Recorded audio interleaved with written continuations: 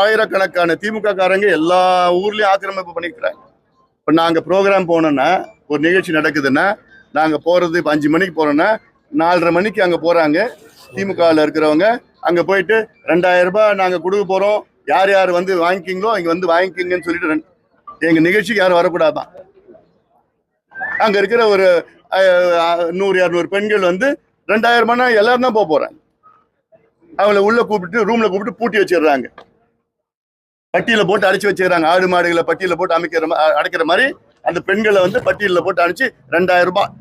இங்க இருந்தீங்கன்னா 1 மணி நேரம் இங்க இருந்தீங்கன்னா 2000 ரூபாய் கிடைக்கும். அப்போ இதுவா தேர்தல்? கேவலமானது. இப்படிதான் ஜெயிக்கணுமா?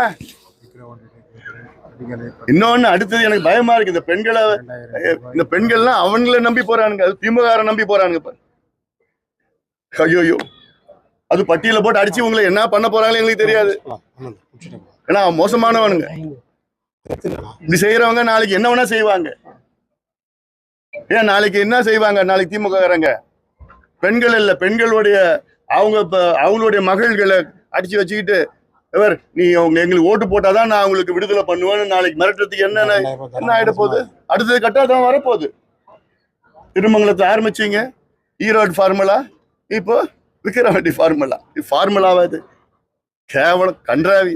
இது ஒரு தேர்தலா? இது அதுக்கு ஒரு அதிகாரி, அதுக்கு ஒரு கலெக்டர், அதுக்கு ஒரு மாநில அதிகாரி. எதுக்கு நடத்துறீங்க? அனௌன்ஸ் பண்ணிட்டு போங்களேன். காசு கொடுத்து வாங்கிட்டாங்கன்னு அனௌன்ஸ் பண்ணிட்டு போங்க. ஆனாலும் இதை மீறி நிச்சயமாக நாங்கள் வெற்றி பெற போகிறோம். மக்கள் தெளிவா இருக்கிறாங்க.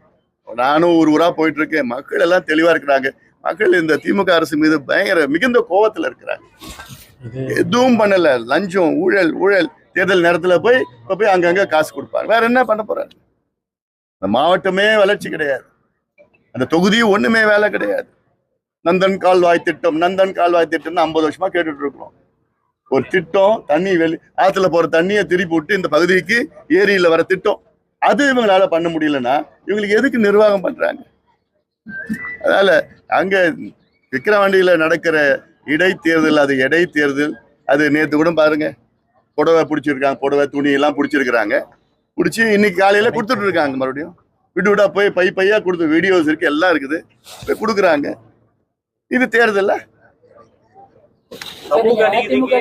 சமூக நீதிக்கு எதிரான இருப்பவர்கள் தான் பிஜேபியோட அலைன்ஸ் வைப்பாங்க காங்கிரஸ் பாட்டாளி மக்கள் கட்சி சமூக நீதி பேசுவாங்க.